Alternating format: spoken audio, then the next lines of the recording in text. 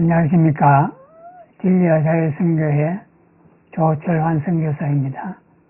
저는 뉴질랜드에서 엘리야의 소리 복음방송과 엘리사의 소리 자유방송을 하고 있습니다. 매주 토요일에 한 주는 엘리야의 소리 복음방송을, 그 다음 주는 엘리사의 소리 자유방송을 합니다. 오늘 엘리사의 소리 자유방송 5회 주제는 한국교회는 왜 침묵해서는 안 되는가? 3입니다. 예수님은 제자들에게 다음과 같이 말씀하셨습니다. 몸은 죽여도 영혼은 능히 죽이지 못하는 자들을 두려워하지 말고 오직 몸과 영혼을 능히 지옥에 멸할 수 있는 이를 두려워하라. 마태복음 10장 28절 말씀입니다. 한국교회는 김정은 정권과 문재인 주사파 정권을 두려워하지 말고 하나님을 두려워하며 불의 앞에서 침묵하지 말고 하나님의 공의를 외쳐야 할 것입니다. 2017년 가을에 부산 생명수교회와 에스더 기도운동, 부산 온천교회에서 히틀러에 저항한 한스 숄과 소피 숄 남매 이야기를 나눈 적이 있습니다. 한스 숄과 소피 숄 남매는 1943년 2월 18일 목요일 뮌헨 대학교 교정에 독일 국민들아 히틀러에 저항하라는 내용의 전단을 뿌리고 게스타포에 체포되었습니다. 한스 숄과 소피 숄 남매는 독일 게스타포에 체포된 후 불과 나흘 만에 2월 22일 월요일 오전 10시 나치 법정에서 사형 선고를 받고 그날 오후 5시 단두대형에 처해졌습니다. 절대 권력을 가졌던 히틀러 나치 정권이 한스 숄과 소피 숄 남매가 부르짖는 정의의 목소리가 두려워 서둘러 처형한 것입니다. 영화 The Final Days는 한스 숄과 소피 숄 남매 인생의 마지막 닷새간에 일어난 일을 담은 영화입니다. 2005년에 개봉되었습니다. 영화에서 나치 재판관이 한스 숄과 소피 숄이 뮌헨 대학 캠퍼스에 뿌린 전단을 쓰레기로 취급하자 소피 숄은 We fight with words, 우리는 말로 싸운다고 항변합니다. 그리고 아들과 딸이 재판받는 법정에 뛰어들어온 아버지 로베르토 숄은 끌려나가면서 There is a higher justice, 더 높은 정의가 있다고 부르셨습니다. 나치 법정보다 더 높은 하나님의 공의가 있다는 뜻입니다. 여호사밧이 재판관들에게 이르되 너희가 재판하는 것이 사람을 위하여 할 것인지 여호와를 위하여 할 것인지를 잘 살펴라. 너희가 재판할 때에 여호와께서 너희와 함께 하심이니라. 그런즉 너희는 여호와를 두려워하는 마음으로 삼가 행하라. 우리 하나님 여호와께서는 불의함도 없으시고 휴침도 없으시고 뇌물을 받는 일도 없으시니라 하니라. 역대하 19장 6절부터 7절 말씀입니다. 지금 재판이 정치다라고 하면서 문재인 주사파 정권에게 부역하는 한국의 판사 검사들은 더 높은 하나님의 공의가 있다는 사실을 명심해야 할 것입니다.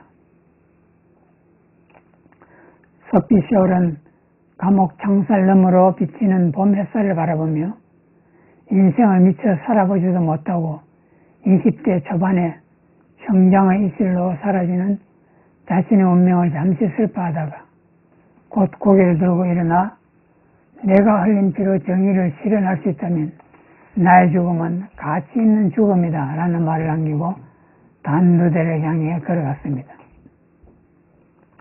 2003년 독일 ZDF TV 방송국이 실시한 조사에서 한스 숄과 소피 숄 남매는 독일 역사상 가장 위대한 인물 가운데 4위로 뽑혔습니다. 한스셜과 소피셜 남매 다음으로 바하, 괴테, 구텐베르크, 비스마르크, 빌리 브란테, 알버트 아인슈타인이 선정되었습니다. 2018년 6월 13일 한국에서 지방선거가 끝난 후 부산의 모 대형교회에서 있었던 일입니다. 부산시장에 당선된 사람을 그 교회 목사가 앞으로 불러내어 축하했고 교인들은 박수를 쳤습니다. 그 사람은 더불어민주당 출신으로 동성애 합법화를 지지하는 사람이었습니다. 너는 여자와 동침함 같이 남자와 동침하지 말라. 이는 가정한 일이니라. 레위기 18장 22절 말씀입니다. 하나님은 동성애를 가정스럽게 보시는데 목사가 동성애 합법화를 지지하는 정치인을 축하해도 되는 것입니까? 정치인이 교회의 눈치를 살펴야지 왜 교회가 정치인 눈치를 살핍니까? 우리가 섬기는 만왕의 왕, 만주의 주 예수 그리스도가 김정은이나 문재인보다 열등한 존재입니까? 한국 크리스찬은 김정은 정권과 문재인 주사파 정권에게 손을 높이 들고 지지하는 자가 될 것인지 성경을 펼쳐들고 예수 그리스도에 대한 믿음을 지키는 자가 될 것인지 선택해야 할 것입니다. 저는 2017년 5월 9일 문재인이 대통령으로 당선되고 주사파 임종석이 대통령 비서실장으로 임명되는 것을 보면서 한국은 이념적으로 이미 적화되었다고 판단했습니다. 공산주의 이념으로 중국 대륙을 통일한 적화통일한 모택동은 이런 말을 남겼습니다. 정치는 무혈전쟁이요 전쟁은 유혈정치이다. 지금 한반도에서는 무혈전쟁이 벌어지고 있는데 한국교회가 아무 말도 하지 않고 침묵을 지키는 것이 과연 옳은 일입니까?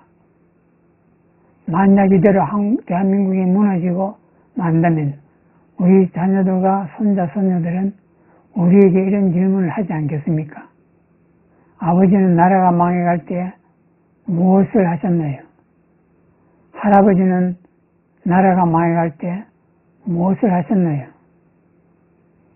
한국교회는 불의한 문재인 주사파 정권 앞에서 더 이상 침묵하지 말고 하나님의 공의를 담대하게 선포해야 할 것입니다.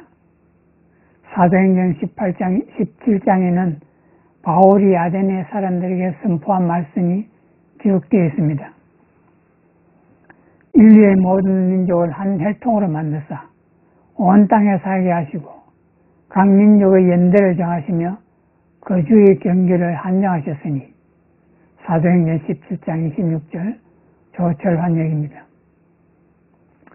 성경의 하나님은 온 땅의 하나님으로 모든 민족에 대한 계획을 갖고 계시며 각 민족의 연대와 경계를 정하셨습니다. 한반도는 하나님이 한 민족에게 기업으로 주신 땅입니다. 한국교회는 대한민국의 주권과 자유를 피 흘려 지켜서 우리 후손들에게 반드시 자유의 땅을 물려주어야 할 것입니다. 1919년 김이 독립선언문에 서명한 민족대표 33인 중 16사람이 기독교인이었습니다. 그분들이 생명을 걸고 독립의지를 천명하지 않았다면 과연 조선이 일제치하에서 해방될 수 있었을까요? 만약 조선이 해방되지 못했다면 한국인은 아직도 일본의 잡신 숭배 문화 속에 살고 있을 것입니다.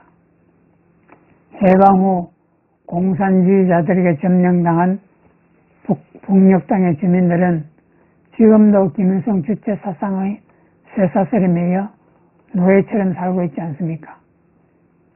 김일성 주체 사상은 하나님을 대적하는 적그리스도의 사상입니다.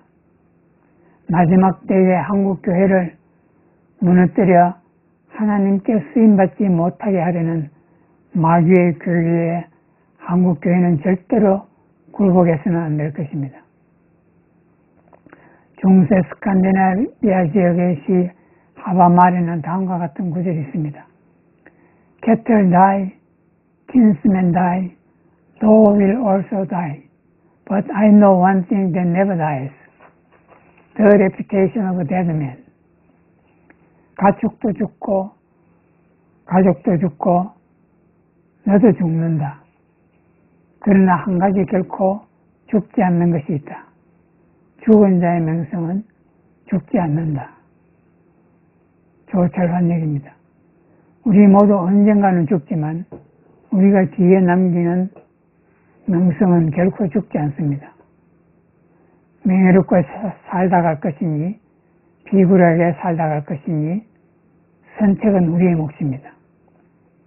내가 오늘 하늘과 땅을 불러 너에게 증거를 삼노라. 내가 생명과 사망과 복과 저주를 내 앞에 두었은즉 너와 네 자손이 살기 위하여 생명을 택하고 신명기 30장 19절 말씀입니다. 엘리사의 소리 자유방송 시청자 여러분, 엘리사의 소리 자유방송 6회 주제는 한반도의 영적 전쟁 1입니다. 2020년 3월 28일 토요일에 다시 뵙겠습니다. 감사합니다.